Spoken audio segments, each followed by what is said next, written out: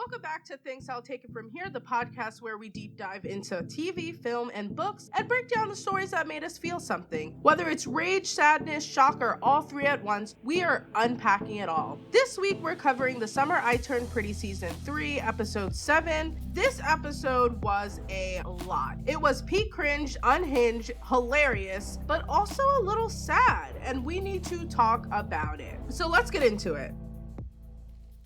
This episode opens with Belly still spiraling over the whole surfing incident. She goes to the kitchen and right away there's a little Easter egg. Her wedding weekend playlist has Juno by Sabrina Carpenter. Meanwhile, Conrad is arranging hydrangeas in a vase to get ready for guests, which is almost exactly what his mom did back in season 1. A nice little parallel there. Then we cut to the office where Steven and Denise are talking about their new business and they're flirting pretty heavy before heading out to Cousins. And that office was empty. Apparently, most people had already left for the weekend. Like, there were still some people lingering. I'm guessing they didn't get an invite, but this makes me think Adam invited way more than just his partners and a couple clients. Imagine going to your boss's Nepo baby son's wedding and it gets called off. That's the juiciest work tea ever. Can you imagine going to work that Monday and telling the employees who weren't invited the tea? Like, Jeremiah could never show his face again. He would literally have to get a new job, a new name, and live in a new state because that's so embarrassing. Mind you, Adam is already embarrassed about Jeremiah, but if Jeremiah humiliates him in front of his partners, woo! That's definitely gonna be a scene. Speaking of Jeremiah, he shows up in Cousins with the frattiest gift bags ever, including a bag of weed. And Belly, who has always been firmly anti-devil's lettuce, is not here for it. The show really wants us to know Belly hates weed. For some reason, I just feel like they're leaning into that plot point really hard. Is it an anti-drug moment? Like, I don't know what it is, but I feel like we know because they've told us so many times that Belly hates weed. We get it. Then we cut to Laurel, John, Adam, and Kaylee checking into the inn for the wedding weekend. And the audacity of Adam bringing his mistress to Cousins. He's insufferable in this scene too, on top of that. Tossing slick little comments at Laurel about how someone had to help with the wedding when he's been involved for like 5 minutes. Please be for real. And Kaylee asking for Laurel's number. Diabolical. I truly wonder if Miss Side Piece of 5 years enjoys being on the planning side of a marriage instead of breaking one up. But anyway, Laurel is better than me because I would not have given that woman my number. I would have told her she had to train a carrier pigeon because that would be the only way she could ever reach me. And let me just say this for my besties listening. If you're battling cancer and your man cheats on you and then you pass away, I'm not smiling in your man's mistress's face. I would be bringing havoc to that man's life every single day. Your ex would never know peace. And maybe that's chaotic, but these are extreme situations, and that's the type of friend I am. I love that Laurel has John to kind of ground her during this wedding. I actually really hope they get back together. I still think it's a little strange. He implied in season 1 Laurel couldn't have romantic relationships because of Susannah. Maybe now they can reconnect, and who knows, maybe they are the ones who actually end up getting married. Now, moving on to the bachelor and bachelorette party. Jeremiah and Belly's friends show up at Cousins, and Annika immediately starts asking who's single. Through the convo, we learn one of Jeremiah's groomsmen is actually his ex. So this is really the summer I invited all my exes to my wedding. It also made me realize, I guess both Jeremiah really get one thing and their ex. Speaking of that, I wonder what Belly's one thing actually is. Like, we know Jeremiah's one thing is the chocolate cake, but like, what actually is Belly's one thing? And I feel like the fact that we haven't seen it just goes to show you how much Belly has really lost herself, that we really don't know much about her this season. And can I just say, why is no one talking about the fact that Taylor kissed Jeremiah back in 7th grade? Am I the only one shook by this? This is messy, but I guess they were kids kids, so it's like whatever. Belly saying she stood watch as her maid of honor kissed her man was crazy work to me. Now, I've been seeing people hate on Annika because she said Conrad was hot, but can we please remember she also said she wouldn't go after him because he was Belly's first love, even after Belly told her, no, it's fine. Which, Belly girl, please, you are already testing my patience. This love triangle is messy enough, and now we got a whole new love triangle to worry about because Taylor officially meets Denise. Taylor encouraging Steven to date Denise instead of admitting how she feels. I feel like that's straight up Conrad energy. And say what you want about Taylor, yeah, she's messy, but at her core, she really is a sweetheart, a little chaotic. I just wish she didn't self-sacrifice so much because she's really her biggest op. But it's no surprise because look at her mom. I have to say, no one ships Staylor more than Lucinda. When she was drunk and interrupted Steven's kiss, I had to ask myself, was she actually drunk or low-key trying to keep Steven away from Denise? Either way, shout out to Lucinda for finally not having her hair styled like a 7-year-old's Barbie doll in this episode. I wonder if she's the one doing Belly's hair for the wedding, because if so, ooh. I mean, this wedding probably isn't gonna happen, but I am curious how she was gonna style her hair. Speaking of the wedding, can we talk about those cringy dances? And also the fact that Jeremiah knows he's about to perform this in front of his coworkers and his dad's business partners, and he's still like out here doing it. But you know what's even crazier? If the show sticks to the books, they're really rehearsing this performance for no one. Also, why did Jeremiah have Belly's ex, Belly's brother, Jeremiah's ex, all doing some weird Magic Mike grinding dance in front of her? Like, whose decision was this?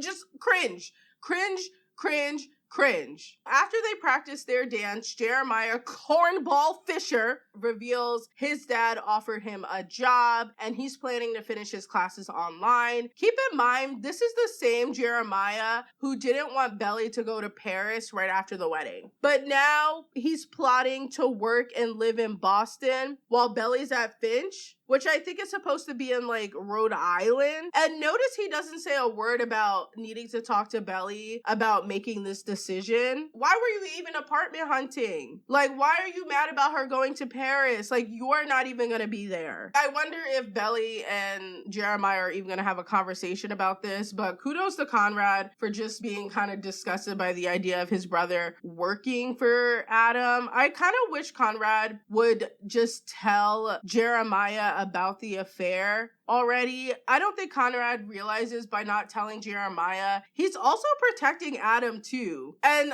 the thought of him protecting Adam disturbs me to my core. And speaking of disturbed, that Belly and Jeremiah hookup scene, it was not giving. And it's not the actor's fault, but the characters themselves are just irritating together. They just don't click. For example, when they're trying to pick a place to meet after the bachelor and bachelorette party, they both assume the other will choose the same spot. Jeremiah picks the pool, which is, where they had their first kiss. But then Belly chooses the beach, which that's where she had her first kiss with Conrad. And let's keep in mind the whole point of them meeting up after was to have a chance to reconnect, because earlier in the scene they were saying they feel like they barely seen each other, and that was why they were like, okay, let's like meet up after to kind of reconnect. So Belly choosing the beach I feel like wasn't random. That kiss with Conrad was when she first felt real love and connection, and that's exactly what she and Jeremiah were looking for. Belly picking the beach over the pool is very telling. Now we get to the bachelor and bachelorette parties, and they were loaded and unhinged, so let's unpack it. At Belly's bachelorette, Annika suggests they do a shot for everyone they've ever slept with. Belly being the first one to protest when her number is only 2 had me rolling. Girl, take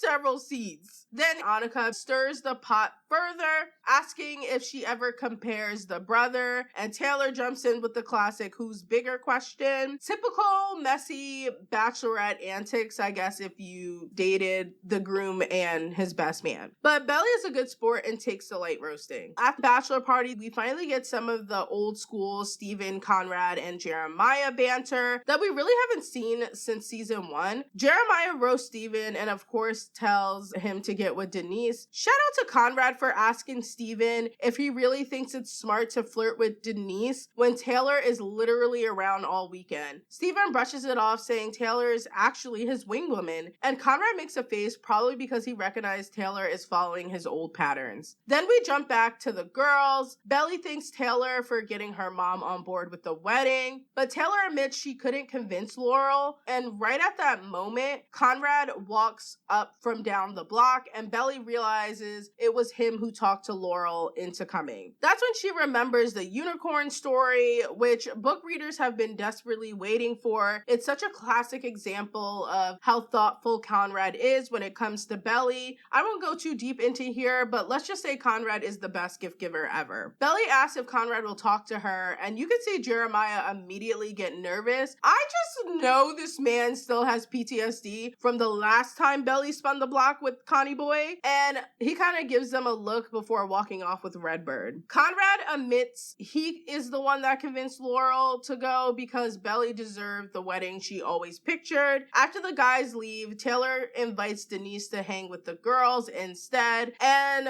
Denise kind of jumps in without hesitation. Not sure what Taylor's motives were, but sometimes it feels like she has a self-sabotage kink because she's really the one who pushed Steven and Denise together. Meanwhile, back at the bachelor party, the guys are getting wasted. Jeremiah gives Conrad this weird little speech about how he doesn't have to worry anymore because now he and Belly are gonna take care of each other, which I was like, sir, what do you mean now? You should have been doing that. Y'all have been together for like 4 years. Honestly, the whole thing pissed me off because it felt less like reassurance and more like a threat to Conrad to back off. And all episode long, Belly and Jeremiah have been making these little digs that they don't need Conrad, which is funny because clearly they do since they both act like children. Then Steven goes off to meet Denise, and as I predicted last week, Conrad overhears Redbird bragging that Jeremiah hooked up with the hottest girl at Finch, which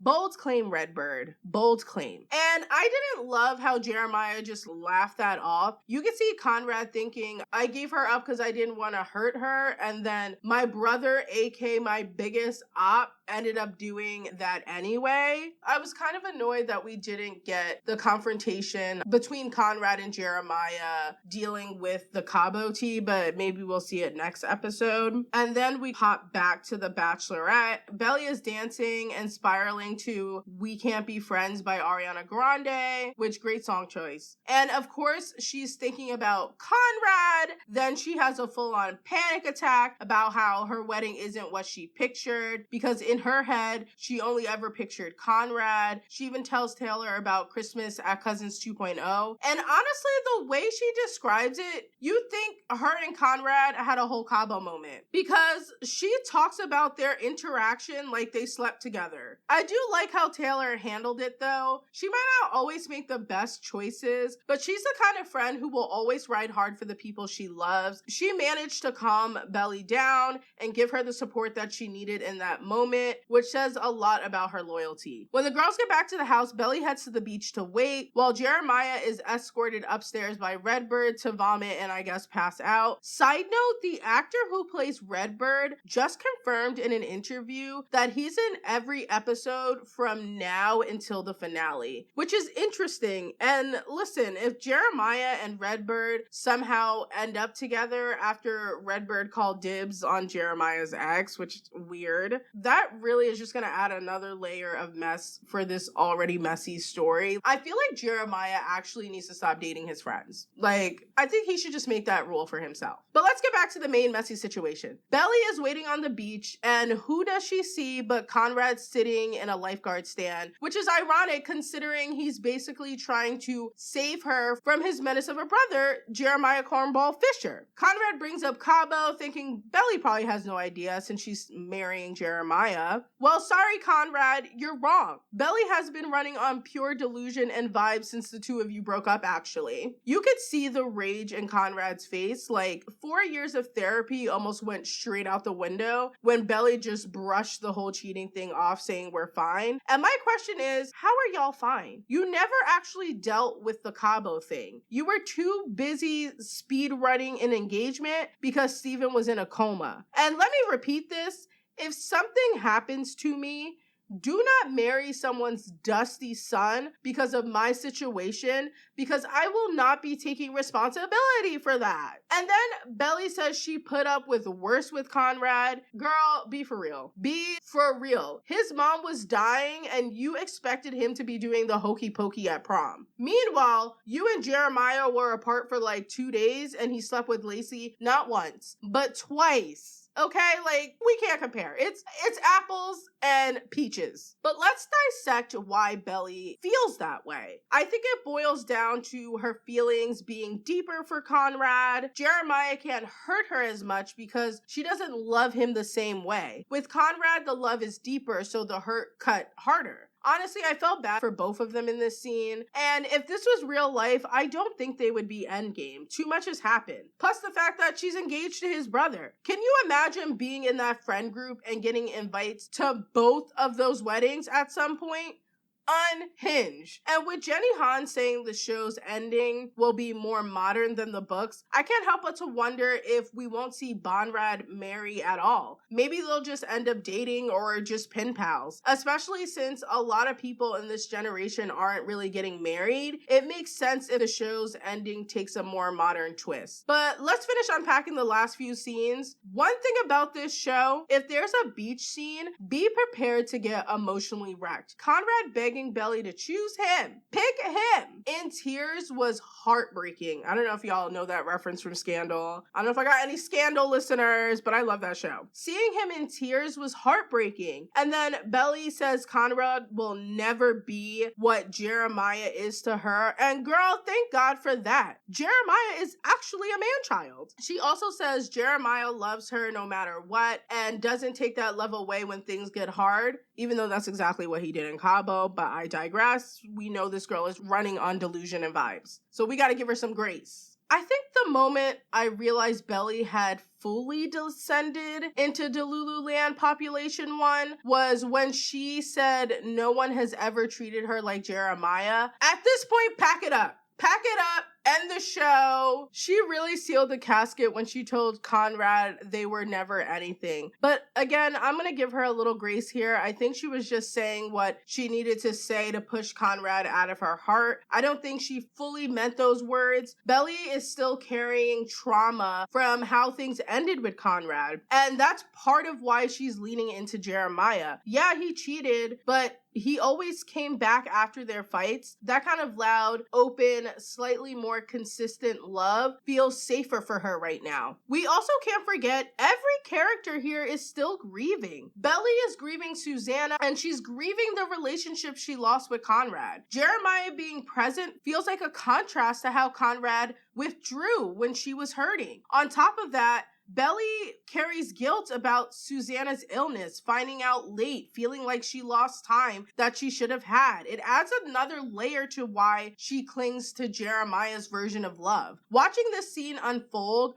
Belly crying in the sand was just heartbreaking. And then the show cuts to Lucinda drunk at a bar and Steven and Denise almost kissing. It was such a wild mix of choices for me. But I'm not gonna lie, ending the episode with Jeremiah passed out in the middle of the bed, fully clothed, with dirty shoes on, leaving no room for Belly, felt like poetic justice. Especially after we just watched Conrad crying alone on the pier, trying to comfort himself like a lost puppy. So that's my full episode breakdown. Before we jump into predictions, I wanted to mention a little Easter egg from last week that I missed. So when they were in Adam's loft and Belly went to the bathroom and she was singing, that song was actually complicated by Avril Lavigne. And that's a little fun nod to Lola, who plays Belly, because she's a huge Avril Lavigne fan. All right, so let's get into some of the predictions. If you don't want any spoilers, this is your cue to bounce. Be sure to follow me on Instagram and TikTok at Take It From Here Pod, and subscribe to the podcast so you don't miss my weekly breakdowns. Okay, so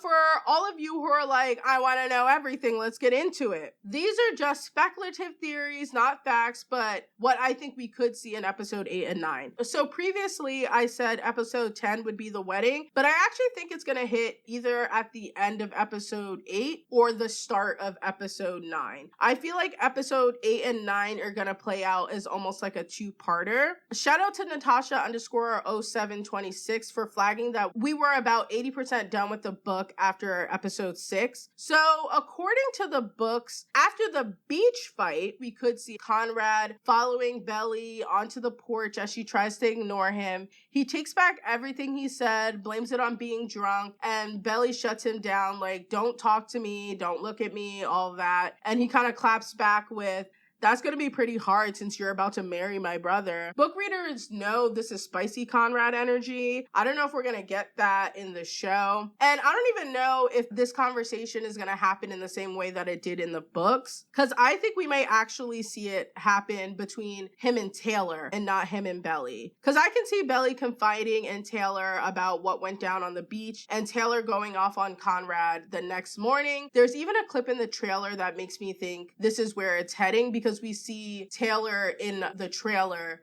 talking to Conrad about he can't keep doing this to Belly. Now, Jeremiah and Conrad, I think they're definitely going to be physically fighting in the next episode. We can almost guarantee it. Now, whether it's because of what Conrad said to Belly or because of Susannah's letters or both, Jeremiah is definitely punching Conrad in the face. If you aren't familiar with the letters plotline, go back and listen to the end of my last episode. I broke it all down there. And if you download my free The Summer I Turned Pretty bingo card, there is a box that says Jeremiah punches Conrad, so go ahead and get ready to cross that one out for episode 8. We're also definitely getting the wedding rehearsal in episode 8. I think that the episode will end either right before the wedding or the morning of the wedding day. Now, here's where it gets interesting. I think episode 10 and 11 are going to be packed with a lot of new content that goes beyond the books. For context, at this point in the story, there are only 45 pages left in the book, which isn't even enough to stretch over multiple episodes. That makes me think that at least one of these episodes could act like a backdoor pilot, basically testing out ideas for a spin-off or giving another character more screen time to see if audiences connect with them. Studios have done this for years, and The Summer I Turned Pretty has been doing extremely well in ratings since the first season. So I could see them potentially using these episodes to kind of test a potential spinoff. This is completely a rogue theory. I don't know if this is what we're going to see, but I definitely think it would be a smart move for the studio to do. My last prediction, I think we are getting a wedding, but I think it might be like Laurel and John, you know? I mean, I guess if they want to go for chaos, they could do Adam and Kaylee, but I think Laurel and John might get married by the end of this season, or maybe someone else from the Cousins crew, who knows? Either way, I'm excited to see something fresh, something off book that gives us a surprise. And that's a wrap on this week's breakdown of The Summer I Turned Pretty, Season 3, Episode 7. If you enjoyed this episode, make sure you're subscribed so you don't miss next week's recap and reaction. And if you're feeling generous, leaving a review really helps more people to find the podcast. So definitely leave a review wherever you're listening to this from. And make sure to follow me on TikTok and Instagram at Take It From Here Pod for extra breakdowns, funny POVs, hot takes, and chaos between episodes. Thanks so much for listening, besties. And if your fiance's best man is your ex, run for the hills, girl, because it's not worth the headache.